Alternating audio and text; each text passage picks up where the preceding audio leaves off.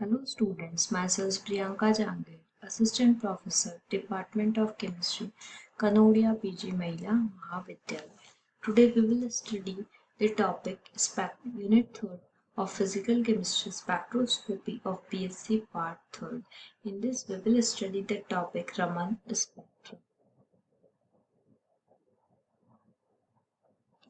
Raman spectrum क्या है? 1928 में साइंटिस्ट सर सीवी रमन ने बोला था, when a beam of monochromatic light was allowed to pass through some organic liquid, example benzene, toluene, the scattered light contains some additional frequency over and above that of incident frequency.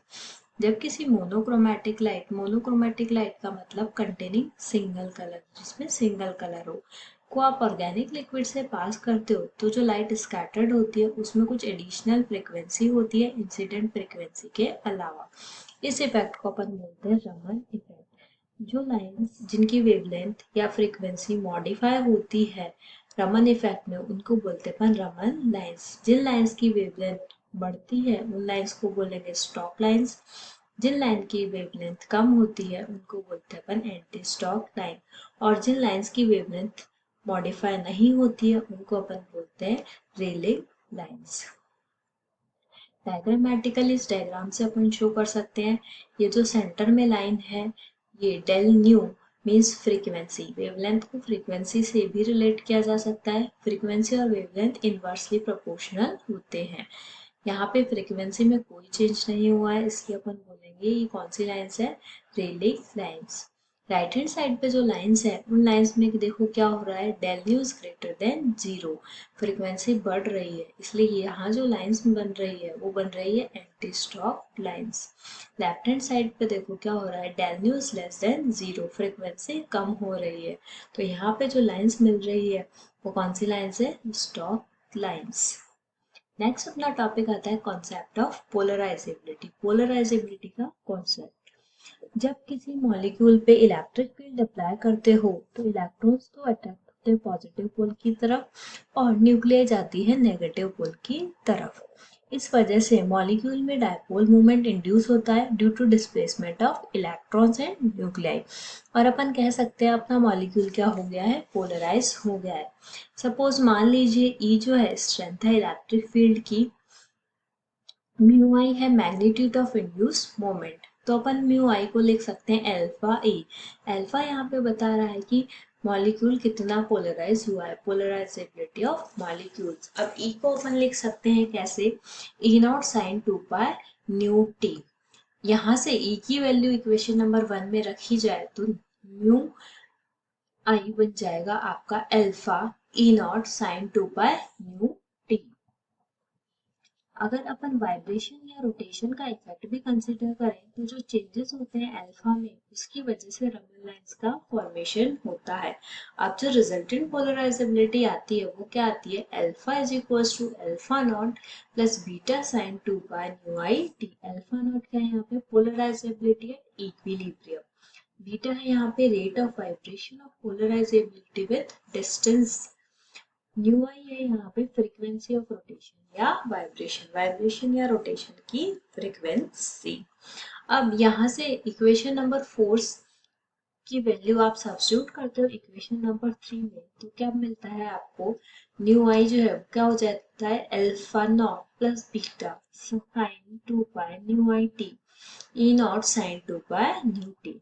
इस equation को solve करने के लिए alpha naught को E not sine 2 pi nu t से multiply करेंगे और एक बार बीटा साइन 2 पाई न्यू आई टी को E not sine 2 pi nu t से मल्टीप्लाई करेंगे। जब इसको आप सॉल्व करोगे तो आपको मिलता है mu I is equals to alpha not E not sine 2 pi nu t plus beta E not sine 2 pi nu I t into sine 2 pi nu t. अब मैथमेटिक्स में एक इक्वेशन होती है 2 sine theta sine five, it is equals to cos theta minus five minus cos theta plus five. अपन इसको इसमें put up करके देखें तो ये देखो साइन 2 पाई न्यू आई t into sine 2 pi nu T क्या बन गई? Sign theta sine five.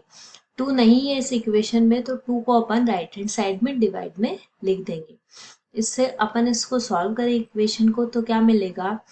Mu I is equals to alpha not E not sine 2 pi nu t plus 1/2 beta E not cos 2 pi nu minus nu I t minus 1/2 beta E not cos 2 pi nu plus nu I t. अब ये जो आपको equation मिली है इसमें देखो तीन terms है। First वाली टर्म जो है इसमें मॉलिक्यूल उसी फ्रीक्वेंसी से वाइब्रेट कर रहा है जो इंसिडेंट रेडिएशन की फ्रीक्वेंसी थी, लेकिन जो सेकंड और थर्ड टर्म है उनमें जो फ्रीक्वेंसी है वो चेंज हुई है। सेकंड टर्म में देखो फ्रीक्वेंसी क्या हो रही है, डिक्रीज हो रही है न्यू माइनस न्यू आई। तो यहाँ पे जो लाइंस मिलेगी वो कौन सी मिलेगी, स्टॉक लाइंस। थर्ड टर्म में देखो फ्रीक्वेंसी इंक्रीज हो रही है न्यू प्लस न्यू आई, मीन्स फ्रीक्वेंसी क्या हो रही है, बढ़ रही है। तो यहाँ पे जो लाइंस मिलेगी वो एंटी स्टॉक लाइंस मिलेगी। अगर इस इक्वेशन में बीटा क्या हो जाए, जीरो हो जाए, तो अपनी जो वैल्यू रह जाएगी वो क्या रह जाएगी, nu I is equal to alpha not E not sine 2 pi nu t. Means इस स्पेक्ट्रम में रमन लाइंस नहीं होगी, सिर्फ रेलिक लाइंस ही आपको मिलेगी और मॉलिक्यूल क्या हो जाएगा आपका, रमन इनएक्टिव मॉलिक्यूल। ठीक है, तो अपन ये कह सकते हैं कि molecular polarisability should change due to vibration and rotation so that a molecule may be Raman active. तो अपना मॉलिक्यूल क्या हो जाए, रमन एक्टिव हो जाए। ये अपना हुआ कॉन्सेप्ट ऑफ पोलराइजेबिलिटी। नेक्स्ट अपना टॉपिक आता है pure rotational Raman spectra of diatomic molecules. अब जो रोटेशनल रमन स्पेक्ट्रा होता है उसके लिए जो सिलेक्शन रूल है वो है delta J is equal to plus minus 2 और delta J is equal to 0। जब डेल्टा जे की वैल्यू 0 होगी तो वहां पे होती है रेलिंग स्कैटरिंग। जब डेल्टा जे की वैल्यू +2 होती है तो वहां अपने को मिलती है स्टॉक लाइंस। जब डेल्टा जे की वैल्यू -2 होगी तो वहां आपको मिलेगी एंटी स्टॉक लाइंस। अब जो रिजिड रोटर की एनर्जी होती है, जो अपन रोटेशनल स्पेक्ट्रम में पढ़ते हैं, उसकी एनर्जी होती है ER is equal to h² upon 8 पाई² I जे+1। I यहाँ पे है मोमेंट ऑफ इनर्शिया, ये है रोटेशनल क्वांटम नंबर। अब न्यू बार वेव नंबर के टर्म में लिखें तो क्या हो जाएगा, सेंटीमीटर इनवर्स में आएगा, h² डिवाइड बाय 8 पाई² IC जे+1। ये जो टर्म है h² 8 पाई² IC, इसको अपन ने कांस्टेंट बोल दिया है, b that is rotational constant. तो अपनी इक्वेशन की फॉर्म हो गई है nu bar is equals to B जे+1। जे की वैल्यू हो जाएगी 0 1 2 एंड सो ऑन। जो वेव नंबर डिफरेंस मिलता है दो एनर्जी स्टेट्स के बीच में, वो डिफरेंस है del nu bar is equals to ऊपर वाले स्टेट का वेव नंबर माइनस नीचे वाले स्टेट का वेव नंबर।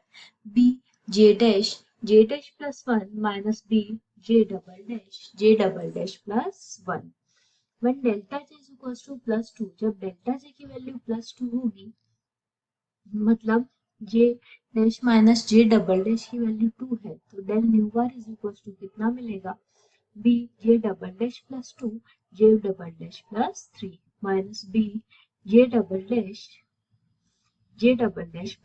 Centimetre inverse. इसको आप सॉल्व करोगे, देखो अपन ने जे डैश की जगह क्या लिख दिया, जे+2 और यहाँ पर भी जे+2 +1, तो क्या हो गया ये जे+3।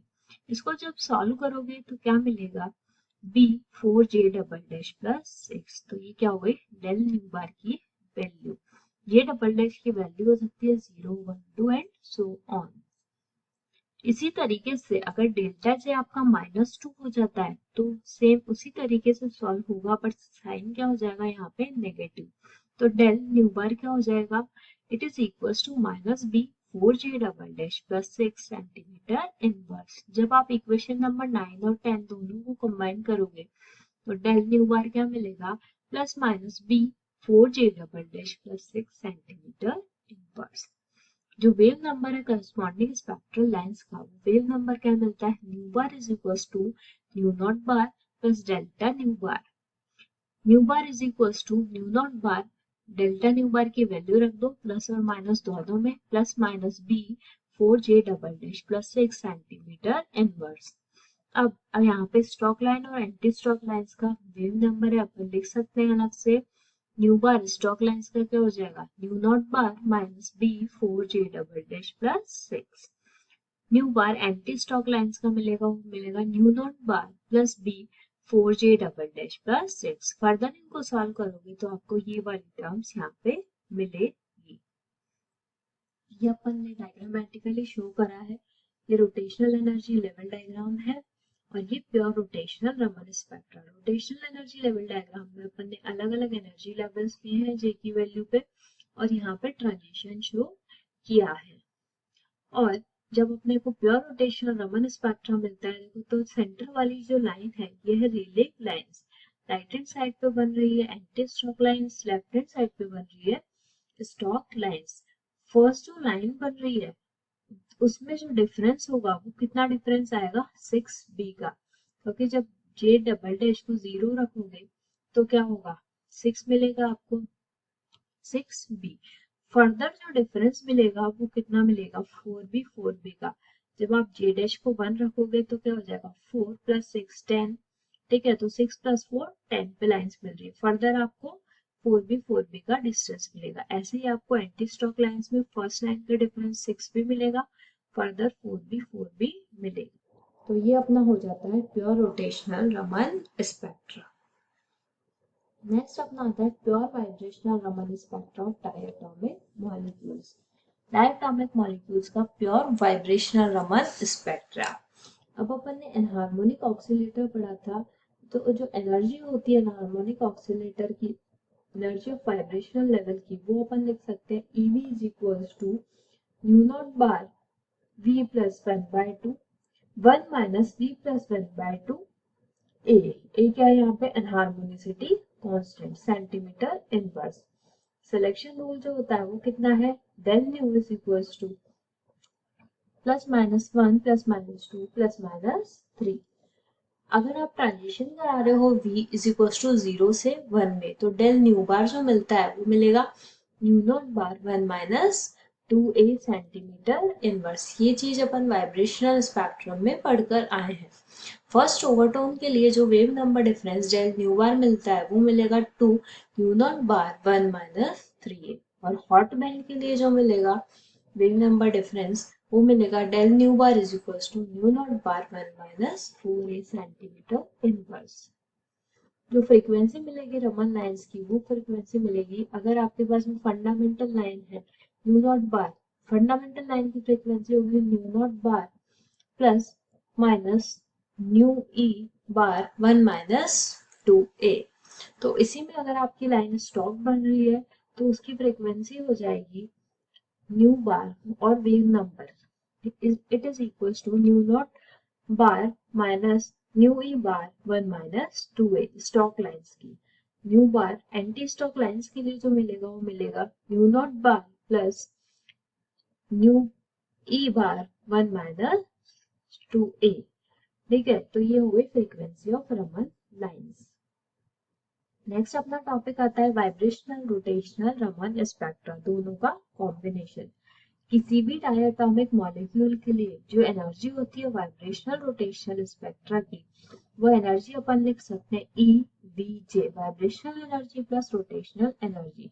It is equals to VJ plus 1, ये है rotational energy, plus V plus 1/2 nu bar E 1 minus V plus 1/2a, ये क्या है वाइब्रेशनल एनर्जी। ऐसे ट्रांजिशंस के लिए जो सिलेक्शन रूल मिलता है वो मिलता है del V it is equals to plus minus 1 and delta J it is equals to 0 plus minus 2। Delta J की वैल्यू 0 और प्लस माइनस 2 मिलती है। When delta J is equals to 0, जब डेल्टा J की वैल्यू 0 है मान लो, तो वहां जो ब्रांच मिलती है वो अपन बोलते हैं क्यू ब्रांच लाइन अपने को मिल रही है। When delta J is equals to +2, जब डेल्टा J की वैल्यू +2 है तो वहां जो ब्रांच मिल रही है उसको बोल रहे हैं अपन S branch line. When delta J is equals to -2, जब डेल्टा J की वैल्यू -2 है तो वो जो ब्रांच मिल रही है वो मिल रही है ओ ब्रांच लाइन। तो ये दोनों का क्या हो गया mixup vibrational rotational Raman spectra. ये था अपना complete Raman spectrum. Okay, thank you so much.